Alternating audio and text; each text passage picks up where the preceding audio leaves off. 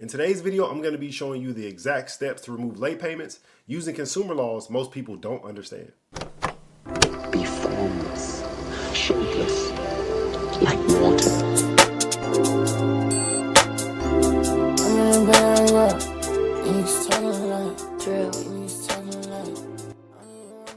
What's up, fam? It's your boy Marks back in the building with another credit video. In today's video, I'm going to be showing you guys how to remove late payments. So let's get right into the video. Before we talk about letters and disputes, you want to understand why late payments can be removed. What I have on my screen right now is my consumer law cheat sheet. These are all the laws that I currently use in my credit repair business. These laws on this cheat sheet explain your consumer rights and how you can protect yourself. These laws on this cheat sheet combined with the strategies that I'm teaching you will get you all the deletions that you need. So if you need to delete collections or charge-offs or even late payments like this video, this cheat sheet is going to have everything that you need. So let's go down to the late payment section and let's talk about the first law that I like to use for late payments. Now the first law is going to be 15 USC 1681A and the second law is going to be 15 USC 1666B. Now together these laws are powerful when late payments are reported inaccurate or handled the wrong way. Now, to be able to get access to this cheat sheet or to be able to use these two laws correctly, you're going to need access to your credit report. So if you need access to this cheat sheet or your credit report, you can just click the link in the description and get access to that and then come right back to this video. Now, I'm going to break down these laws just briefly. Again, this is a plug and play method that I've already done for you, so you don't have to do further research on either one of these laws.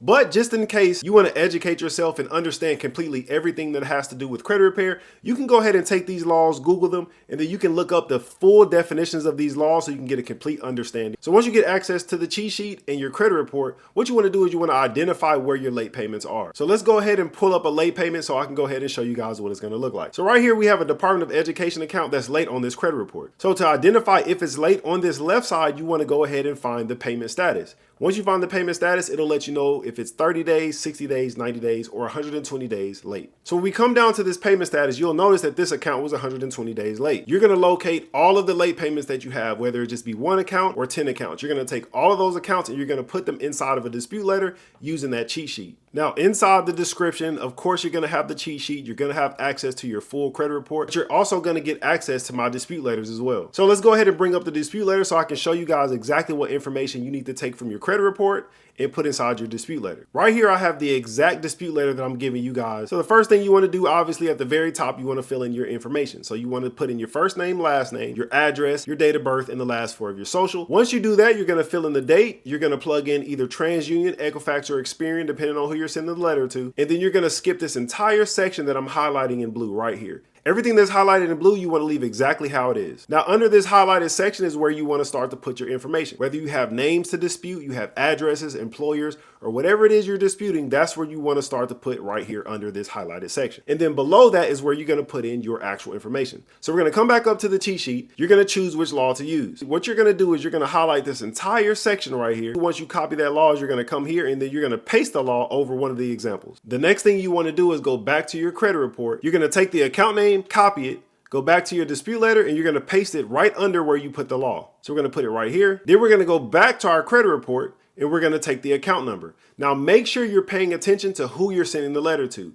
In this example, the late account is only on Equifax. If it was on Equifax, Experian, and TransUnion, you want to make sure you get the account number for the agency that you're sending the letter. For example, we're sending a letter to Equifax, so we're going to take the account number from Equifax. All the account numbers may not be the same, so if you're sending the letter for TransUnion, but you have the account number for Equifax, you may end up causing yourself some delays. So pay attention to that. So we're going to take that account number and then we're going to come right back here to our dispute letter and then we're going to fill it in here. And you're going to want to repeat this process for every late payment that you have on your credit report. Once you have this information filled out, you can go ahead and print this letter off and send it to the bureaus. Now, this channel is dedicated to teaching you guys how to remove items directly from your credit profile without having to hire a credit company. So make sure you're taking these steps and you're actually taking action to remove negative items from your credit report. Now, if you want to get access to my consumer law cheat sheet or just be in a community where you can talk to more like-minded people that are on the same path as you, go ahead and join my free Discord in the link in the description below. Now, if you found this information helpful, make sure you hit the subscribe button and hit that notification bell because I am coming out with part 2 to show you what you need to do to get other items deleted as well. Until next time, you guys,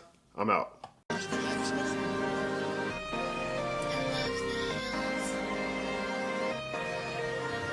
What did it run? Yeah. What did it run? Why did you?